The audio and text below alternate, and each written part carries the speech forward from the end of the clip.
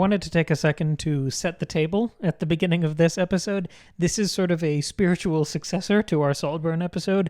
Thank you if you're joining us from that episode. That one popped off for us in a way that nothing ever has. So I hope a lot of those people are finding their way back to this, because I think this is a good little coda to that discussion.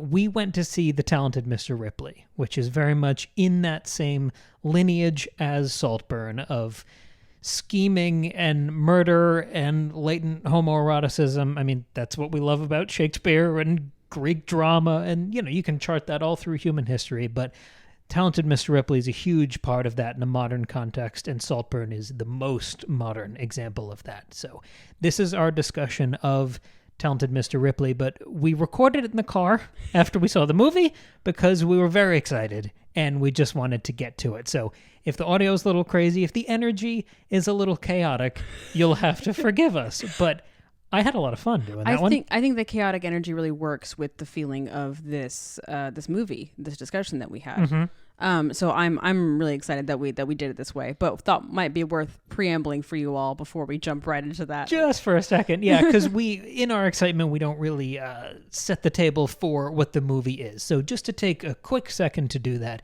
Talented Mr. Ripley, based on a book. We'll talk about that in the episode when we get to it in the car audio version. But this is a slightly different version of that story. And just to lay out the major players, we follow Tom Ripley, and that's Matt Damon, and he plays the same role that Barry Keoghan plays as Oliver in Saltburn, where he's the schemer and the outsider, and the rich boy male ideal that he pines for and slowly destroys.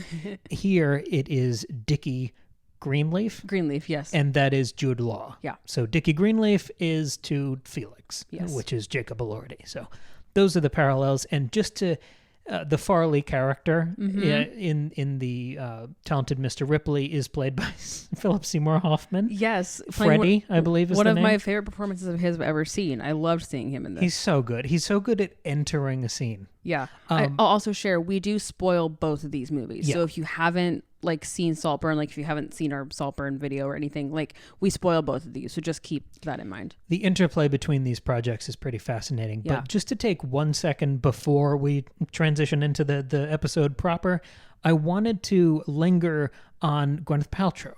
Because we didn't really get to talk about her in the main in the fury of the main episode. Yeah, only a little bit. Yeah. But I think that is maybe the greatest point of departure in this movie if you're coming from the Saltburn perspective. Sure. If that's your point of reference here, because she plays Dickie Greenleaf, who's the Felix role. She plays his fiance. Mm-hmm. And that was huge for me. I think I only understood the implication of that difference after chewing on the movie for a while. But I can't imagine if Felix had a fiance or even a steady girlfriend in Saltburn. Right, because really what happens in Saltburn is that Felix's sister sort of takes over that role little bit. I mean, it's not one-to-one. Nothing in these movies are one-to-one. But I think that's sort of the role she's taking. And really, I think also what sort of fills that role of Gwyneth Paltrow, of this romantic interest, is more the unseen but talked about replacement friends that Felix has had in the past. The other Olivers? Yes, the other ones that he's brought over the summer and that sort of thing. And you see him with a girl when they're at Oxford, you see him with partners, and you see but there's no one person. The whole thing of Felix is that people just kind of are on this rotating carousel through his life, and so there's nobody that he really commits to, whereas Gwyneth Paltrow's character in The Talented Mr. Ripley sort of takes the place of all of those fillable roles. See, I'm very interested in that formulation of it, because my understanding of it was basically Saltburn gets rid of Gwyneth Paltrow's character of having the fiance. Mm-hmm. And I think Saltburn splits the energy of that role between Oliver and Farleigh. Oh, yeah. Uh-huh. Because Farleigh is sort of the ex. And Gwyneth Paltrow's character sort of acts as she's still the fiance for most of the movie, but she is sidelined. Yeah, I mean, Farleigh is Felix's cousin, so only to an extent, but he also feels like an earlier iteration of Oliver. Sure, yeah, like of this like friend who's been brought in and is like allowed to partake and exist within this family. And almost a tour guide where he gives him some of that insight about Felix in the same way Gwyneth Paltrow teaches Matt Damon a bit about Jude Law and what it's like to be in that inner circle. That's true. And if you want to think about it this way, Tom Ripley and Oliver and Farleigh have a like much more full on-screen relationship compared to Philip Seymour Hoffman's character and Tom Ripley. And so whereas like, you know, Gwyneth Paltrow's character is much more present. So I see what you're saying. Because if you look at the way the scales kind of rebalance when you remove different parts of this story, if you had removed the Gwyneth Paltrow role of the fiancé and rebalanced that relationship amongst the more fraternal or homoerotic other roles in the story, like if you removed Gwyneth Paltrow, you'd get a lot more Philip Seymour Hoffman. And I think that's sort of what Saltburn did, which beefs up what becomes the Farleigh character. Sure, yeah, I think you're right. Because you're not competing.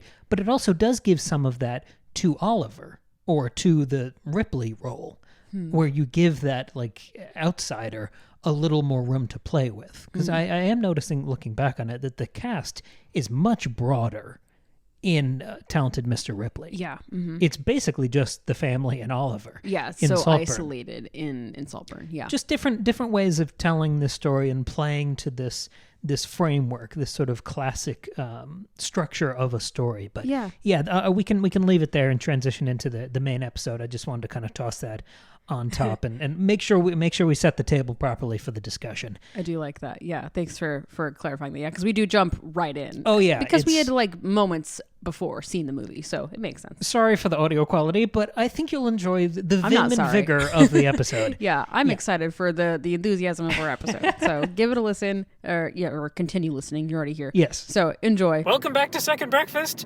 We're doing this a little different. I can't tell you why it would take an entire episode, but we are live from the car. We're riffing. We are riffing. Sorry, I'm driving. So this is don't tell them that. We're being completely safe podcasters. Yes. This is a follow-up to our Saltburn episode. So we had a comment from one person. I've tried to reply to every comment, but there was one comment from a guy, I'm sorry I forget your name, saying, have none of you people seen The Talented Mr. Ripley? And I had already bought tickets to see... Okay, that's not for us. We are fine. We're not fine. Good. Anyway, I'd already had tickets for Mr. Ripley, so I didn't reply to your comment. We have just... Okay, that's an ambulance. Well, let's let it go. Let's let him go. Give him a little moment of silence. Godspeed.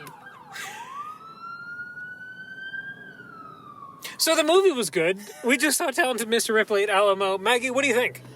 Wow. I mean, listen, I was singing Saltburn's praises. I was like, what a unique, original film. Best movie of the year. And this does not at all diminish... It still is, yeah. This doesn't diminish my love of Saltburn. Saltburn is one of the best movies I've ever seen. But Jesus Christ, this is its, like, Big Brother... Well, this is its Dickie Greenleaf to its Mr. Ripley. So I think there's a nice way of saying this. Everyone knows we started as a Tolkien pod. We did chapter by chapter through all of Lord of the Rings. I had a moment with my mother one time. We were watching one of the Hobbit movies, and it was the moment where all the dwarves, they like travel through a toilet, or they hide through a toilet. They hide in the plumbing, and that's to get how they into Lake Town or something. Right. And she looked at me and said, J.K. Rowling didn't make anything up, did she? No, yeah. All completely derivative. Because they used the toilets to get into the Ministry of Magic. Right, yeah, right. So to that commenter, yes, this is the toilet moment. This is the toilet, or the bathtub moment, really, is what it is. There were 2 bathtub moments in this movie. Yes, there were. And actually, there are 2 bathtub moments in Saltburn, so... So, like, yes, they are incredibly similar stories and ideas, and of course this one is based on I believe it's Patricia Highsmith. Don't ask me. I don't know. I think, yeah. Anyway, they're based on a series of Ripley books, so I guess we can credit it all back to that. And there's a new Ripley series coming to Netflix in April, the one with Andrew Scott. Oh, very good. That's right. That's very cool. That's just called Ripley. That's right. Okay. Which looks amazing, by the way. This idea has gone back forever, and people were pointing us to the other inspirations they spotted in Saltburn, whether it was Brideshead Revisited, which Emerald Fennell has talked about, and of course Evelyn Waugh had that little shout-out in the movie where Felix said that some of the characters were based on his family. Yeah.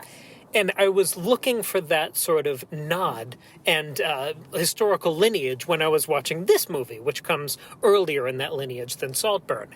And the fact that Tom, who's Matt Damon, who's, I guess, Oliver, the fact that he has a copy of Shakespeare with him, and that's the only thing he brings to Italy, which is where this movie takes place. Italy is to Talented Mr. Ripley what Saltburn is to Saltburn. Right, It's the location where all the shenanigans happen. Yes, this like exotic, beautiful, grand, wealthy location. And he has an old little Shakespeare folio with him. Right. And the things I loved about Saltburn were how much Shakespeare and Marlowe there is. Right, And this has that particularly so on the nose with that shout out that I feel vindicated in my genealogy. I do like that. And to give a nod to Tristan, in our Saltburn video episode, we talked a lot about the like Greek mythology references that are throughout the film, and even though they're of course in Italy here, they're not in Greece, the Greek mythology legacy continues into Roman mythology and Italian culture. And we even saw these like, grand sculptures of Greek heroes, and even the marble bust plays a role here. Yes. So I think there's a lot of that sort of carrying over as well, just in this like sort of like just abstracted, more aesthetic way. But Sure. I really liked that too. Yeah, very different, but the aesthetics are very different between the two movies. Oh, yeah. One of them is doing the whole Regency House thing to the nines, and this one is doing the height of like Italian history and Renaissance and beauty and all of that legacy. Even the color schemes are different. Saltburn, we talked a lot about the red and the blue, or as Cam Right. likes to call it, bisexual lighting, versus Mr. Ripley is like, it's all like that gold, like soft, Romantic. Italian summer colors, right? The white shirts and the blue and the golden light. So different aesthetics, but similar level of commitment to the aesthetics. And of course, the basic framework is the same, of the schemer who's in love with the Manic Pixie Dream Girl male ideal, who is Jacob Elordi in Saltburn. Let's take a minute to talk about what Jude Law does differently or similar with that role. Yeah, I mean, he's actually much more of an asshole than Felix is. I feel like we talked about how Felix has a lot of different elements to his personality, and that he can be this sort of like, not standoffish, but just like arrogant, doesn't care about you, but then is also very kind and is genuinely a good friend and is like kind of sweet and naive and stupid in that way. I feel like Dickie here, Jude Law's character, was really just more of like the rich, aloof asshole. Like, he had some kind elements to him, but he wasn't nearly as likable, I think, as Felix was. I feel like in Saltburn, I really understood Oliver's obsession with Felix. Here, I understood Tom's obsession with Dickie more just because of Matt Damon's performance, and I just believed him more than I was like on board with him. Well, some of that is also, if you make like a pie chart of what's happening in the movie, Saltburn is a refinement of these archetypes. Yeah. Not saying not a value judgment, but it's choosing the first half of Talented Mr. Ripley. It's focusing the whole movie on that first half. And instead of leading with the twist and making it a fun cat and mouse game you're watching the whole time, where you have to wrestle with, almost like we talked about with the movie Funny Games a few years ago, you're wrestling with your complicity in the movie. That one was about horror and true crime. And it was a question of like, why do you want to watch a home invasion movie? Right. What are you getting out of it? Is it entertainment? What does that mean about us? What does that mean about you? It was having that dialogue with the audience. I think making this movie a fun, like, it's not a coincidence that Matt Damon went from this to Ocean's 11. Right, Where he's basically playing like the Tom Ripley kind of character who's the young guy recruited into the squad. Yeah, this one like was certainly dark. It has dark themes, but it did feel a little bit more fun and goofy, and like, oh, what, because it goes past the Saltburn plot, and it just becomes like, how far can he spin his lies? Like, how far can he really go? And that sort of becomes like sort of almost like cringe humor where it's hard to watch and it's painful and you're stressed, but also there's the possibility of murder at every turn. Because the plans keep almost falling apart. Right. Instead of having the jigsaw montage reveal at the end of the movie of seeing how the character was duplicitous all along. What I was saying about the pie chart thing is because you're only dealing with the first half of this story in Saltburn, the whole arc of the movie is this almost romance between these two men. Of course, you have a better understanding of Jacob Elordi's version because he has so much more room to breathe. That's Jude Law died 20 minutes into the movie. Yeah, Jude Law it's a very small slice of this movie, and he's so powerful and memorable in that. But of course, maybe you have less of an understanding of the dynamic because you see so much less of him. Yeah. Go ahead, sorry. What did you think of that idea that this movie felt like if Saltburn kept going for another hour and a half? I like it. I think because it kind of removes some of the power that Oliver has. Like, because you end Saltburn thinking that Oliver, knowing, not just thinking, knowing, understanding that Oliver is this, like, grandmaster, had this great plan all along, fooled all of these people, manipulated the entire situation to his advantage. And then in this version, the Oliver character, Mr. Ripley, is very smart and cunning and, like, has these grand plans, but you see him having to, like, improvise constantly and like have to like think through his lie and like retwist it and rework it, and then that's not working, okay, guess I'm killing this person, not working, gotta kill this person now. And so you kind of see that panic, and it I think humanizes him a bit, makes him less of a mastermind. One of the major deviations that I noticed between these two movies, because I'm enjoying them in conversation, I'm not interested in the comparison or the qualitative judgment. Obviously this was in the witch's brew when Saltburn was being constructed, obviously. But I was so delighted to see Philip Seymour Hoffman play the Farleigh role. I was going to say, I love that there was that character is in both of these stories, too. And the thing I asked about that character during our discussion with Tristan was, why didn't Oliver kill Farleigh if he killed the rest of the family? And I don't remember which one of you said, because it would kind of validate him as a member of the family. I think Tristan said that. If he got that same treatment, or I don't know, the honor of being murdered, I guess. He's not important enough to need to be killed. Right. And I love how different this story is, and the attitudes were in this story, that this version of Oliver does kill this version of Farleigh. Because this version of Oliver is more insecure. He is less sure that he can manipulate the situation, and so the only way he knows how to get out of it is by killing the people. That's also why I liked I can't remember the character's name. Commodore Norrington from Pirates. What is that actor's name? What is the character's name? Yeah. Okay, whatever. The brown-haired guy who basically ends up replacing Dickie for Tom. I like how easily he slid into that role of this other guy that he's gonna obsess over and try to connect with, even though we really don't see their relationship develop hardly at all. We see, and I don't mean that it's unjustified in the story. It works because we see Tom sort of just squeeze him into that slot, but we don't actually see a relationship with them blossom the same way we see it between Tom and Dickie. And so he just easily slides in, and he's just okay, this works. So it also again, it exposes his sort of weakness and insecurity. So what do you think that says about kind of the different paths that these movies are taking? Because in the case of Saltburn, obviously we know from the end with the time jump forward that for Oliver there never was another Felix. Yeah. He ran through the rest of the family, but they didn't mean the same as Felix meant to him. And even after that, he didn't just find another male ideal to pine over and murder. What do you think it means that the Oliver character archetype in Ripley, he moves forward and finds another one, and Oliver in Saltburn doesn't? Well, I think what you also have to first address is that in Saltburn, Oliver does not at any point try to become Felix. He tries to become a part of his life, and he tries to integrate into the world that he was not raised in. But he doesn't impersonate him. He doesn't take on his identity in the way that Tom does here, when he takes on Dickie's whole identity. And so the goals of these two guys are different. I mean, both of them want to be rich, and both of them want to be liked and important and in these elite circles, but the way they're going about it, and I think their reasonings behind it, are really, really different. That's That's such a better answer than the question was. I'm flabbergasted. Actually, you've kind of solidified what I think are my thoughts about this movie. Okay. Because if you take the arc, and I'm trying to speak to the Saltburn language just because I know that's where we're coming from here.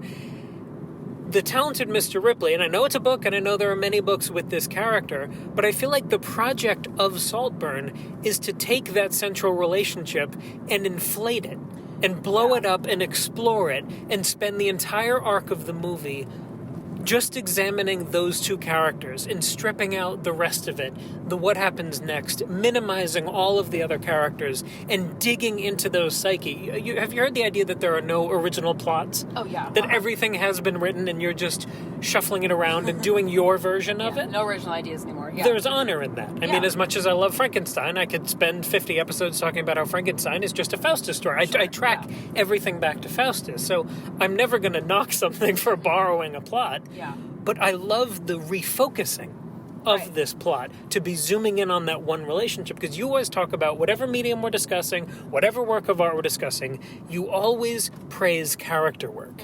And that's all Saltburn was. It was that and I think that's why I liked it so much. And shocking expressive moments that come out of that, like excessive character work. Right. I loved the density of character work in this movie too. Yes, totally. And I mean, Emerald Fennell has talked about, like in interviews we've seen with her, a big like focus for her in Saltburn was this idea of obsession. And The Talented Mr. Ripley is about obsession, but really it's about struggling to find your sense of self and trying to be who you want to be, but going about it in the worst, most fucked up way. Whereas I don't think that's quite what, like, they're kind of about two different things. And so in her, interest in exploring obsession, she took that part of The Talented Mr. Ripley, this relationship between these two characters, and zoomed in on that and reworked it to be more focused on the idea of obsession. So different idea, goals. I have a question, and I don't have an answer to this yet because we're just riffing here. But that idea of obsession, I'm very interested in, because you would think in the project of Saltburn, if you're zooming in on that relationship and giving as much runway as possible to exploring the dynamic between those two characters, you would think that means that the level of obsession that Oliver Tom Ripley archetype is feeling for the male ideal counterpart, that is a stronger level of obsession, if that is the whole project of the story. The question to you, and then I'll kind of follow it up, is, do you think Oliver is more obsessed with Felix than Tom Ripley is with his Felix? I don't know, because you could argue either way. You could argue that Tom is more obsessed because he literally wants to become Dickie, his Felix, right? He literally takes on his identity. He even at one point is kind of trying to sleep with his girlfriend. Or you could extrapolate that he is with Cate Blanchett, who is just another version of Gwyneth Paltrow, Dickie's girlfriend. So, he's trying to fully take on his whole life.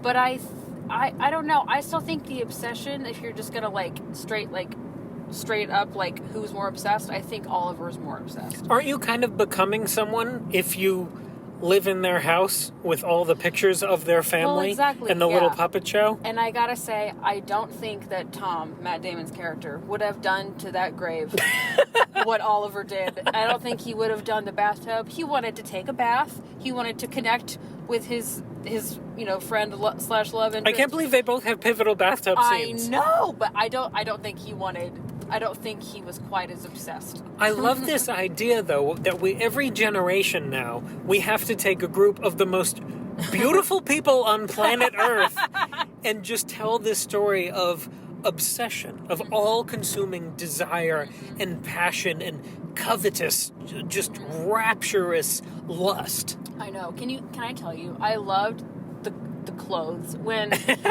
Tom is in Dickie's room and trying on his clothes and dancing around in his clothes. I was thinking about the last scene in Saltburn of Barry Keoghan dancing around, but also when he's at the house and Felix is like, yeah, you could borrow one of my dinner jackets, it's fine, you could borrow my clothes, we could do a whole episode dedicated to just the comparisons. I don't want to do that because that's tedious and I'm sure it's been done already, but there's so much just little nods. Like, the premise itself, like, that's the obvious similarity. But there were just little things, like the clothes, the bathtubs, like, little things like that where it's obvious nods, and I really, really liked that.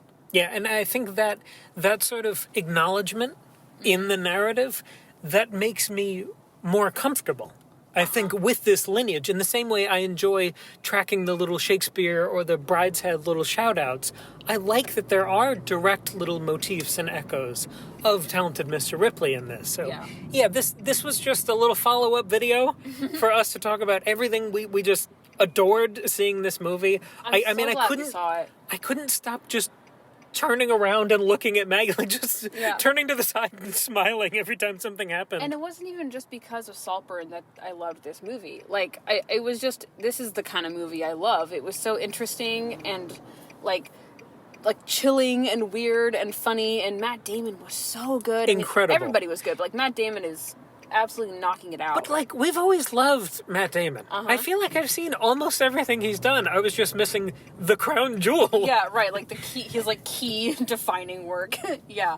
Man, The Talented Mr. Ripley. If, like, you, like us, are, like, a generation slightly too young and hadn't seen it, you will adore this one, and you'll get so much out of it, and the conversations these two movies are going to have in your head are so worth it.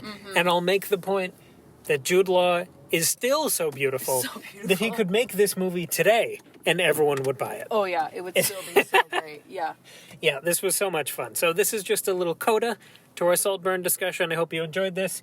If you like the show, we have episodes every Tuesday and Friday. Friday, we're doing Game of Thrones chapter by chapter. We have Tuesday little wild card episodes. And on Patreon, we have monthly bonus episodes. You can support the show, get the whole back catalog of bonus stuff. Thank you for joining us for this fun little chaotic one-off. And we will see you soon with a brand new episode. Bye. Bye.